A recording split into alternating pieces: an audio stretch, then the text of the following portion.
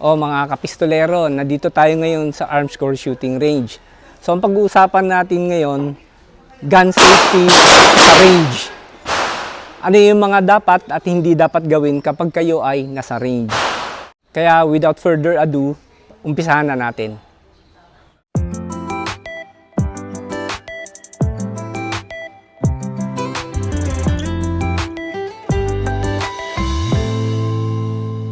Ito yung gun safety rules na dapat ninyong sundin. Yan. Yan ang cardinal rules ng gun safety. Para pagdating sa range, safe tayo. Ito naman yung safety area.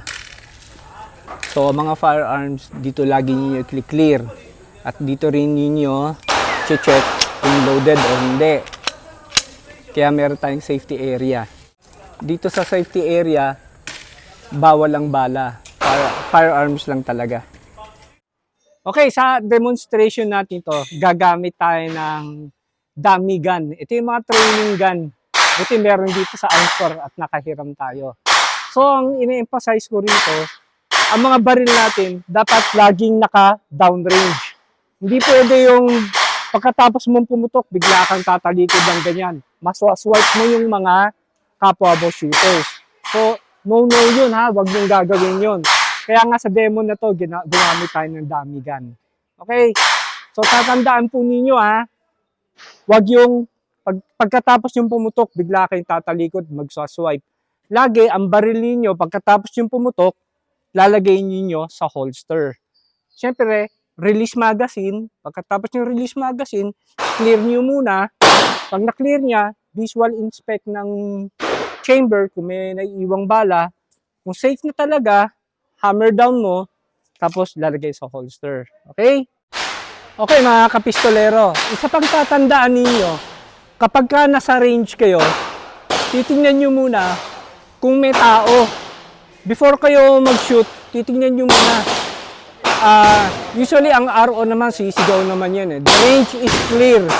So kung narinig niyo the range is clear, sabihin okay na yan. If you're finished, unload, show clear. If clear, hammer down, holster. Range is clear. Kasi ang iniiwasan natin dito, baka may mga nagte-tape pa dyan, mga target board, di natin alam, baka maka-aksidente tayo. Kaya sisiguraduhin po natin mga kapistolero, kapag bago kayo pumutok, tignan nyo muna kung clear yung range. Okay?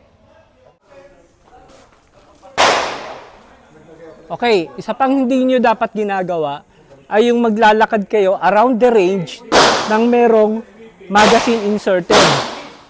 Okay? No yun ha. No yun. Huwag nyo gagawin kasi sisitahin kayo ng mga RO. Saka against the rules of the range yun.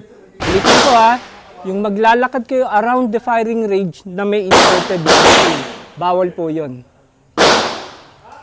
O mga kapistolero, sana nagustuhan po ninyo yung finiture natin na do's and don'ts pagdating sa firing range.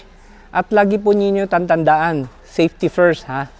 At kung nagustuhan po ninyo itong video na to, i-like na lang po ninyo. At sa mga hindi pa po nakakapag-subscribe sa aking YouTube channel, sana po mag-subscribe po tayo. At sa Facebook nga pala, follow na lang po ninyo yung aking Facebook page kapag nagugustuhan po ninyo ang mga contents na gaya po nito. Okay, lagi po tayo mag-iingat. And be a responsible gun owner. And to God be the glory.